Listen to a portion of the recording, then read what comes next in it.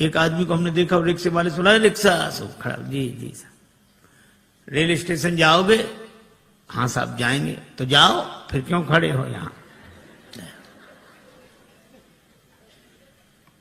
महाराज 2 आदमी एक cycle rickshaw पे बैठे 1.5 घंटे तक, और उतरे तब उसे अठन्नी दे दी। वो बोला बाबूजी कम है।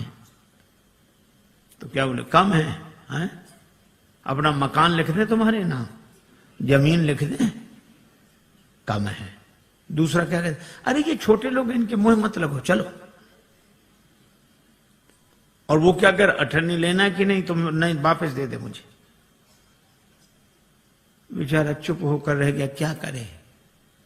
पर ऐसी परिस्थिति में भगवान राम केवट को आदेश नहीं देते कि नाव लाओ, केवट से नाव मांगते हैं। मानो श्रमिक के श्रम का सही मूल्यांकन भगवान ने किया कि नाव पर तो तुम्हारा अधिकार है, तुम अगर चाहो तो हमें पार उतार सकते हो, हम नाव मांग रहे।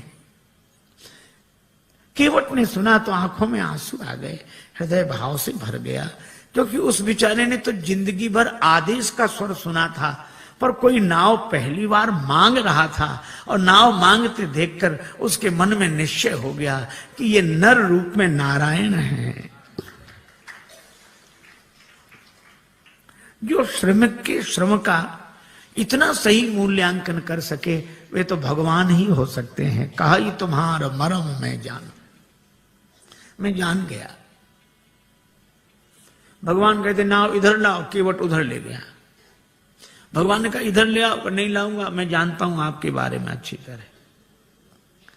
अब भगवान को तो हंसी लगी, लक्ष्मण जी को बड़ा बुरा लगा। श्री जानकी जी भी चुप। अच्छा बोलो, राम जी की जगह दूसरा कोई होता तो बड़ा दुखी होता कि आज ऐसे दिन भी आ गए, केवट नाव नहीं ला रहा है। दूसरा कोई होता तो ये सोचता कोई बात नहीं, दिन खराब है, समय की बात है, अच्छे दिन आने दो, सबसे पहले तुम्ही को देखेंगे। पर भगवान हंस रहे, बेहसे करुणायन। गम को सहने में भी कुदरत ने मजा रखा है। एक कवि ने कहा कि दिल दे तो इस मिजाज का परवरदिगार दे, जो रंज की भी घड़ियां खुशी से गुजार दे। भगवान मुस्कुरा रहे हैं, केवट नाव के लिए मना कर रहा। एक महात्मा से किसी ने कहा कि हम बहुत परेशान रहते हैं और परेशानी से मुक्त होने का उपाय बताओ। महात्मा बोले शान से परे हो जाओ, परेशान रहोगे ही नहीं। ये परेशान तो शान ही किए, हमें मना कर दिया, हमको हमको हमको, और हमारे लिए हम ही परेशान किए हैं। भगवान मुस्कुरा रहे हैं। और केवट क्या कर, हम आपके बारे में अच्छी तरह जानते हैं। ये जानना तो वैसे हुआ, एक अध्यापक ने अपने विद्यार्थी से कहा कि तुम्हारे पिताजी 5,000 रुपए हमसे उधार लें 3 रुपए प्रति सैकड़ा ब्याज की दर से, तो 6 महीने बाद कितना लौटाएंगे, हिसाब लगाकर बताओ। सो विद्यार्थी बोला सर 1 नया पैसा नहीं। तो अध्यापक ने कान पकड़ के तमाचा लगाया, बोले क्यों रे, तू हिसाब नहीं जानता, गणित नहीं जानता? विद्यार्थी बोला सर मैं तो हिसाब गणित जानता हूं, पर आप मेरे बाप को नहीं जानते, उसने जिसका लिया है दिया है आज तक, जो आपका ही देगा। अब कोई ऐसे कहे कि हम आपके बारे में अच्छी तरह जानते हैं, तो यही लगे कि ऐसा क्या हुआ जो ये जानता है। पर राम जी मुस्कुरा रहे हैं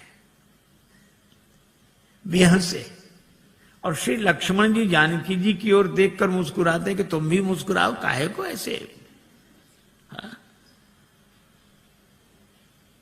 उदास क्यों हो। भगवान ने लक्ष्मण जी से कहा कि लक्ष्मण, ऐसा विचित्र भक्त देखा जिसे मैं बुलाऊं और ना आवे।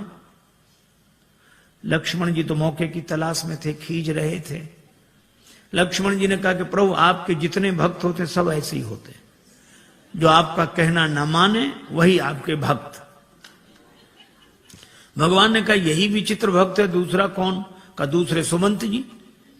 सुमंत जी रथ में बैठे, ये नाव में बैठा। सुमंत जी को भेजते हो कि अयोध्या जाओ, और केवट को बुलाते हो कि नाव लेकर आओ। तो जिसे भेजते हो वो जाता नहीं, और जिसे बुलाते हो वो आता नहीं है। न ये कहना माने न वो कहना माने। और लक्ष्मण जी के इस व्यंग पर जानकी माता भी मुस्कुराई, राम जी को भी हंसी आई। पर राम जी ने कहा, लक्ष्मण, किसी दुकानदार का सगुन सवेरे सवेरे बिगड़ जाए, उधार मांगने वाला आ जाए, तो बेचारा क्या सोचता है कि कहां से कहां तुम सवेरे सवेरे आ गए, अब दिन भर उधारी का ही सामना करना पड़ेगा, सगुन बिगड़ गया। तो भगवान श्री राम जी ने कहा कि लक्ष्मण, इसी तरह मेरी यात्रा का सगुन बिगड़ गया। जब मैं चला तो वनवास केवल मेरे लिए हुआ था। 14 वर्ष राम वनवासी। लक्ष्मण तुम्हारा भी वनवास नहीं था, श्री सीता जी का भी वनवास नहीं था। तो मैंने तुम दोनों को मना किया कि नहीं कि हमारे साथ वन मत चलो? दोनों बोले हाँ किया तो था। राम जी बोले तो फिर आप दोनों ने हमारा कहना माना? दोनों बोले नहीं माना। राम जी बोले हम तभी समझ गए थे कि जब यात्रा के शुरू में ही ये हाल है, जब अपने घर के ही लोग कहना नहीं मान रहे तो आगे जितने मिलेंगे सब ऐसे ही मिलेंगे। पर भगवान ने कहा कि श्री लक्ष्मण और श्री जानकी जी से कि आप दोनों ने कहना इसलिए नहीं माना क्योंकि मेरे प्रति प्रेम है, प्रेम के कारण कहना नहीं माना। तो मुझे लगता है कि केवट भी प्रेमी ही होगा, वो भी कहना नहीं मान रहा है। लक्ष्मण जी ने कहा इसमें प्रेम तो दिख नहीं रहा है। भगवान ने कहा केवट के जीवन में प्रेम का दर्शन है, प्रेम का प्रदर्शन नहीं है।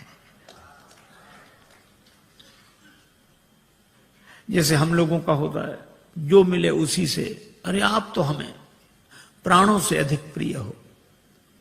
सच कह रहे हैं, प्राणों से अधिक प्रिय। और एक से ही नहीं कहेंगे, दूसरे से कहेंगे थोड़ी देर बाद फिर, अरे भैया प्राणों से ज्यादा प्रिय हो। दिन में 10-20 से कह देते प्राणों से अधिक प्रिय हो। ये तो भगवान की बड़ी कृपा है कि प्राण ये सुनकर नाराज नहीं होते। नहीं कहीं प्राण नाराज हो जाए कि हमसे ज्यादा प्रिय है तो इन्हीं को रखो, अब हम जा रहे हैं, कोई नहीं कहेगा। केवट के जीवन में प्रेम का दर्शन है। लक्ष्मण जी ने कहा कि महाराज इसका प्रेम तो आप ही समझो। अच्छा केवट क्या सोच रहा है? केवट जान गया है कि आप भगवान हैं, पर केवट कहता है कि आपको कोई रोक नहीं सका। जनकपुर वाले जनकपुर में नहीं रोक सके, आप अयोध्या आ गए।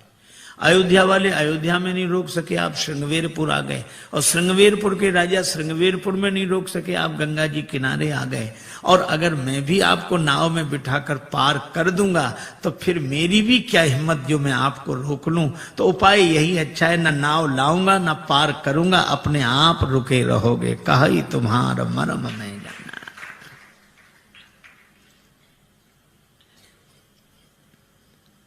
भगवान से कहता है कि प्रभु महाराज आपके चरण कमलों की रज में ऐसा जादू है, मनुष्य बना देने की शक्ति है।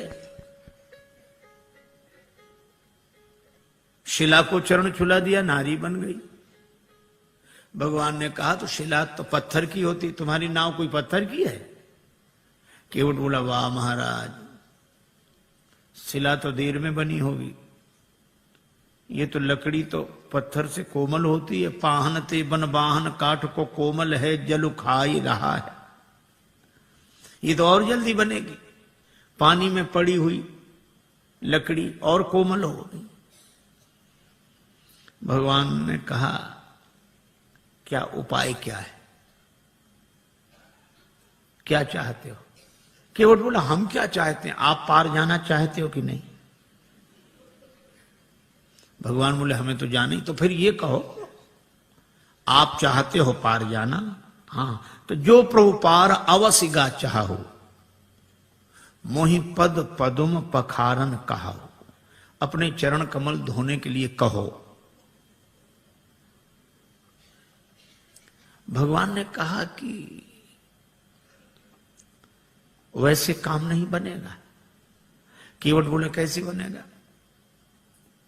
ये नाव बनेगी नारी यहां गंगा जी किनारे, और जब नारी बनेगी तो घर में बैठेगी। लेकिन जब ये घर में बैठेगी तो घर में जो पहले से बैठी है वो, उसको तो लगेगा कि नहीं कि नाव नारी बन गई, वह तो सोचेगी नाव बेचकर दूसरा विवाह करके लाया। और महाराज, घरनी घर क्यों समझाई हूं जू, उसको मैं कैसे समझाऊंगा? लक्ष्मण जी ने कहा हद हो गई, भगवान को समझा रहे और पत्नी को नहीं समझा सकते। केवट बोला महाराज अपने अपने अनुभव की बात है, भगवान को समझाना आसान है, बहुत कठिन है।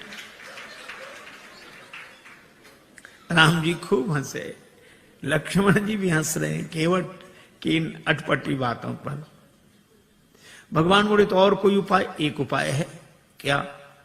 यही घाट ते थोड़िक दूरी अहे कटिलों जल था दिखाई हो जो, थोड़ी दूरी पर कमर तक जल है, आराम से निकल जाओ। भगवान बोले वही ठीक, बताओ। केवट बोला वाह महाराज, अभी सवेरा हुआ है, यात्रियों का आना जाना शुरू हुआ है, हम आपको वो जगह बताने जाएं सब देख लेंगे, हमारी नाव में कौन बैठेगा, रोजी रोटी का सवाल है, ऐसा नहीं। तो फिर आप दिन भर रुको, जब सूर्यास्त हो जाएगा सब लोगों का आना जाना बंद होगा, मैं जाके बता दूंगा, फिर रात को निकल जाना, चाहे सवेरे निकल जाना। भगवान बोले लक्ष्मण चरण धुलाना ही ठीक है, यहां कहां रुकेंगे।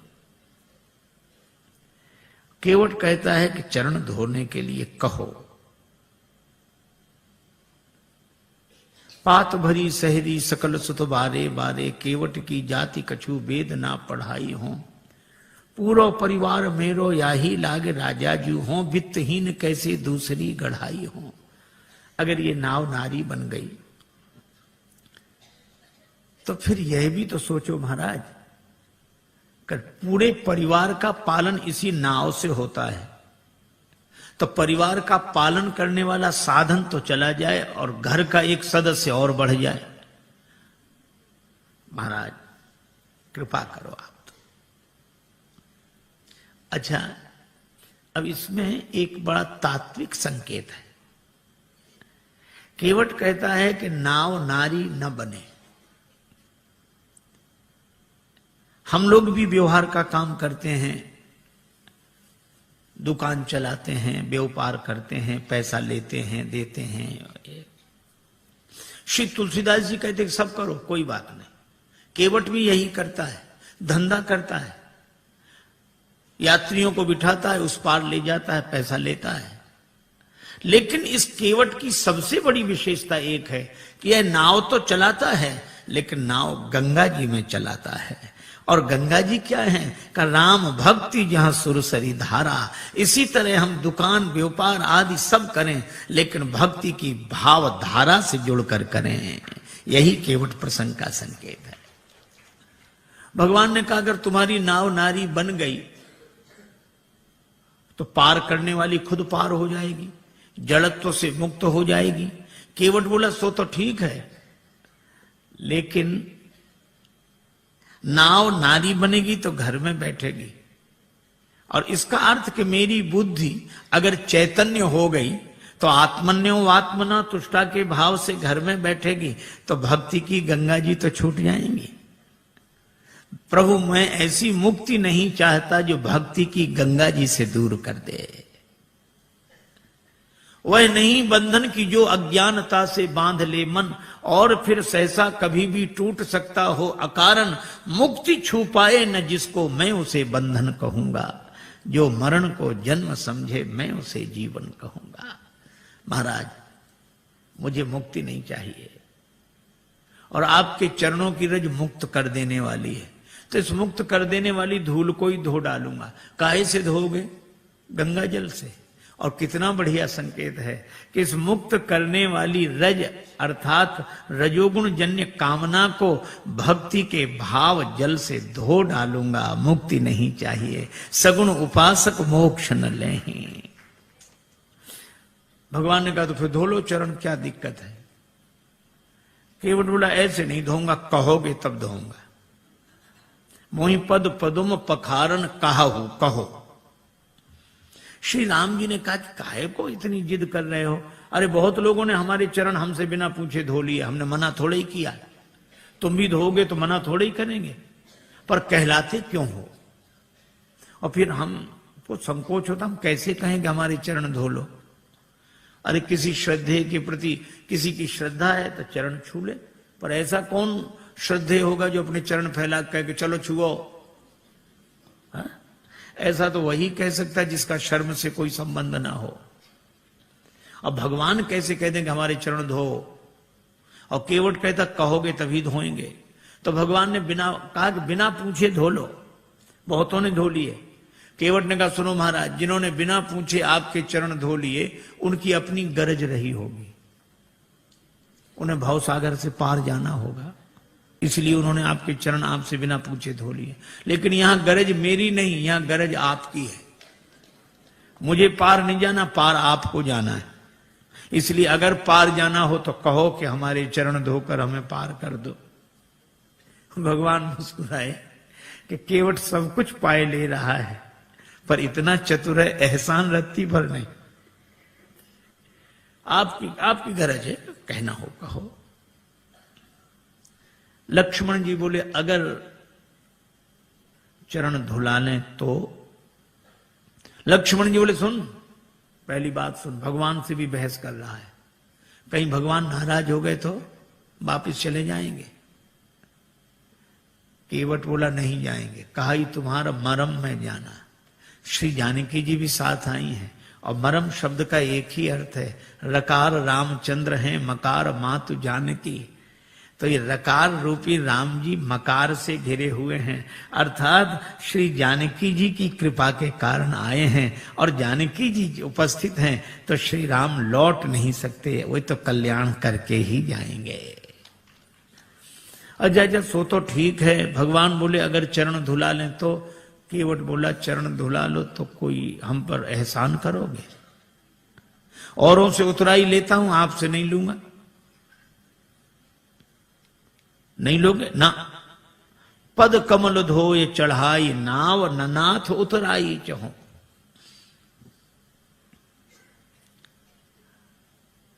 केवट का बेटा खड़ा था, बोले पिताजी ठहरो ठहरो ठहरो, इन्हें नाव में बिठाना ही मत।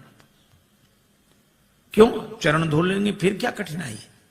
चरण छुलाने से तो शिला नारी बनी थी। केवट का बेटा बोला इनके हाथों से भी खतरा है। चरण इन्होंने शिला को छुलाए थे, हाथ इन्होंने धनुष को छुलाए थे। छुअत ही टूट पिनाक पुराना।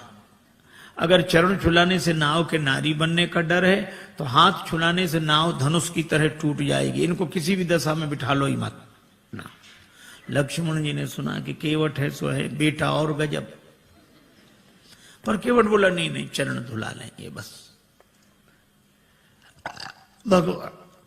भगवान से केवट कहता है उतराई नहीं लूंगा। भगवान ने कहा उतराई क्यों नहीं लोगे? केवट बोला आपके पास देने को होगा क्या? बनवासी बने घूम रहे हो। तो जो बात आप बाद में कहोगे तो हम पहले ही कहे दे रहे हैं कि उतराई नहीं लेंगे। अच्छा नहीं लोगे उतराई, इसका प्रमाण क्या है? सबूत क्या है? केवट बोला मोहे राम रावरियान दशरथ शपथ सब सांची कहो। राम जी आपकी सौगंध, महाराज दशरथ की सौगंध, सही सही कह रहा हूं। श्री लक्ष्मण जी को लगा कि भगवान ने शीलवश जितनी ढील इसे दे दी है, अब ये कोई बोलने का ढंग है कि हमारी बात बिल्कुल सही है, आपकी कसम, आपके बाप की कसम। बोलने में तो ऐसे ही लग रहा है, पर केवट ऐसे बोल नहीं रहा था। बोल नहीं रहा था, बोल नहीं पा रहा था। वो कह रहा था मैं आपकी सौगंध ऐसे कर रहा हूं जैसे दशरथ शपथ, भीष्म प्रतिज्ञा, बलिदान, इसी तरह ये शब्द है दशरथ शपथ। दशरथ शपथ की तरह मैं आपकी सौगंध कर रहा हूं। लेकिन बेचारा बोल नहीं पाया। लक्ष्मण जी को लगा कि अच्छा, धनुष पर बाण चढ़ाया, तैयार हो जा मरने के लिए। पर केवट उसी तरह बोला, बाण को देख, हाँ चलाओ चलाओ बाण, मार दो मार दो, मेरा परम सौभाग्य है, मारो तो बाण। लक्ष्मण जी को लगा ये मौत से भी नहीं डरता, तो इसको डराने का उपाय क्या है? तेरा परम सौभाग्य कैसे? केवट बोला, अभी थोड़ा ही पता लगेगा, मर जाऊंगा फिर जांच होगी, उस जांच में मैं बड़ा सौभाग्यशाली माना जाऊंगा। क्यों? मरूंगा हाथ से किसके, जो श्री रघुवीर का प्यारा है। राम जी के भक्त के हाथों मरूं, और मरूंगा किस जगह, जहां निर्मल गंगा की धारा है, जहां गंगा जी बह रही हूं। और मरूंगा सामने किसके, कि जिनका दास होता हूं, राम जी का भक्त हूं, राम जी के सामने मर रहा हूं। और मरूंगा किस खता पर, पांव करुणा निधि के धोता हूं, चरण धो रहा हूं। अगर इन पद पंकजों पर प्राण खो जाएगा केवट, तो मरकर भी जमाने में अमर हो जाएगा केवट। फिर क्यों ऐसा समय श्रीमान जाने दूं, न क्यों जाने की जीवन के सन्मुख जान जाने दूं। तैयार हूं, बाण मारो। सरकार को प्राण न ते प्रिय बंधु, वही मोहे बाण ते मारत है। मरता हूं कहां सुच गंग के तीर, शरीर सो प्राण सिधारत हैं। समूहे के सु विनीत सुनो, रघुनाथ सो नाथ निहारत है। अपराध यही इस दास का है, प्रभु के पद पद्म पखारत है। लोग यही कहेंगे कि राम जी ने लक्ष्मण जी से कह के उसको मरवा दिया, छोटे भाई से कह के मरवा दिया। राम जी की बदनामी होगी, और राम जी की बदनामी करानी हो तो चलाओ बाण, हमारा तो कुछ नहीं बिगड़ेगा। प्राण तो किसी न किसी दिन जाएंगे, पर ऐसा मौका मिलेगा नहीं। लक्ष्मण जी को लगा कि राम जी की बदनामी कराने थोड़े ही आए हैं, अब क्या करें। तो बाण फिर तूनी में रख लिया। कहने लगे, प्रभु इससे तो आप ही बात करो। पर केवट कह क्या रहा है, जब लगी न पाए पखारी हूं। इतनी देर से केवट क्या कह रहा था, चरण कमल रज कहां सब कहां, चरण कमल मोहि पद पदुम पखारन कहाऊ। पद कमल धोए चढ़ाई नाव, पद कमल पद पद्म चरण कमल। और जब लक्ष्मण जी ने बाण चढ़ाया तो वो भी आवेश में बोला, जब लग न पाए पखारी हूं। भूल गया चरण कमल पद पद्म पद कमल पाए। जो स्वाभाविक होता है वो ऐसे अवसर पर निकल पड़ता है। एक आदमी किसी गांव में गया, वो गांव वालों से पूछता, क्यों भैया ये गांव रामपुरा है? तो गांव के लोग, बुंदेलखंड की घटना, ये रामपुरा है? तो गांव वाले कहें हाओ। अब वो समझे नहीं कि हाओ है कि रामपुरा। फिर दूसरे से पूछा, भैया रामपुरा हाओ। तीसरे से पूछा, रामपुरा हाओ। अब सब कहें हाओ। एक आदमी पढ़ा लिखा दिखा, उसने कहा कि भाई साहब ये गांव रामपुरा है? उसने कहा जी हां। हाँ, अब समझ में आया, यहां सब लोग हाओ हाओ करते थे, आपने जी हां कहा। तो वो बोला कि जो बिना पढ़े लिखे लोग हैं वे हाओ हाओ करते हैं, और जो पढ़े लिखे हैं वे जी हां ऐसे बोलते हैं। अच्छा, तो आप तो पढ़े लिखे होंगे? तो बोला हाओ। अब जो स्वाभाविक था सो निकल गया। अब लक्ष्मण जी को भी बड़ा अटपटा लगे, श्री सीता जी को भी, पर राम जी मुस्कुरा रहे। सुन केवट के बैन, प्रेम लपेटे अटपटे, बिहसे करुणाएं। भगवान हंसते हैं। बात भले ही अटपटी हो, पर प्रेम में लिपटी हो तो परमात्मा को प्रसन्न कर देती है। राजस्थान के एक छोटे से गांव में एक महात्मा गए, सत्संग हुआ। एक सत्संगी नित्य आते थे। एक दिन उन्होंने प्रार्थना की कि महाराज यहां से और ज्यादा इंटीरियर में हमारा छोटा सा गांव है, मां आ नहीं सकती, उनको दर्शन देने चलो। महात्मा ने कहा ठीक चलते हैं। एक दिन गए, उस व्यक्ति ने मां से कहा कि मां महात्मा आए प्रणाम कर। तो बुढ़िया श्रद्धालु तो थी, लेकिन अपने टूटी फूटी मारवाड़ी बोली में बोली, गुरुजी थारे खुर छू। अब एक तो गुरुजी को गोरू जी कह रही थी और चरणों को खुर। महात्मा को बड़ा अटपटा लगा। वे तो रोज चरण कमल सुनते थे, अब चरण भी कहती तो ठीक, पांव भी कहती तो ठीक, खुर। खुर तो पशुओं के होते हैं। तो महात्मा उसे प्रेम से समझाने लगे, माता जी ऐसे बोलती हो महात्माओं से, नरक जाओगी नरक। बुढ़िया इतनी सरल थी, वो ये भी नहीं जानती थी कि नरक क्या होता। उसको लगा कि महात्मा आशीर्वाद दे रहे, तो हाथ जोड़ के